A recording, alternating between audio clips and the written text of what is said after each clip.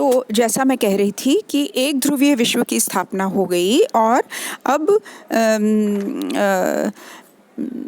America को कोई चुनौती नहीं दे सकता था और एक महाशक्ति के रूप में उभर कर और वह सामने आया और कि संयुक्त राष्ट्र संघ ही नहीं वरन अंतर्राष्ट्रीय मुद्रा कोष जैसी वित्तीय संस्थाओं का भी वर्चस्व उसने प्राप्त कर लिया।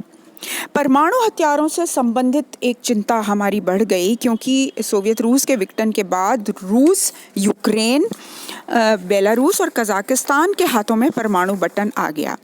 तो इसलिए हमें ये पूरे विश्व को ये डर लगा कि क्या ये देश समुचित सुरक्षा कर पाएंगे परमाणु हथियारों की। तो ये एक डर हमें आ गया। एक और प्रभाव जो साम्यवादी गुट के विघटन के बाद हुआ वह था लोकतंत्र की सर्वव्यापकता। अब चूंकि साम्यवाद का अवसान हो गया, पराभव हो गया, तो लोकतंत्र ही एकमात्र ऐसा विकल्प दिखने लग गया लोगों को और जो नव स्वतंत्र राष्ट्र थे वो अपने देशों में लोकतांत्रिक सरकार स्थापित करने लग गए और केवल चीन और उत्तरी कोरिया ही एकमात्र ऐसे देश रह गए जहां पर साम्यवाद था।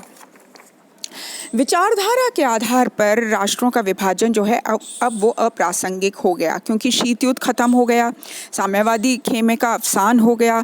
तो इसीलिए विचारधारा के आधार पर लोग जो है यानी राष्ट्र जो है वो अब अपने सरकारों की स्थापना नहीं करते थे और वो अर्थव्यवस्था को अपना रहे थे और एक दूसरे के निकट आ रहे थे, चाहे वो विचारधारा में एक हो या न हो। जैसे रूस अमेरिका एक दूसरे के निकट आ रहे थे, अमेरिका चीन निकट आ रहे थे, चाहे उनकी विचारधारा एक नहीं भी थी।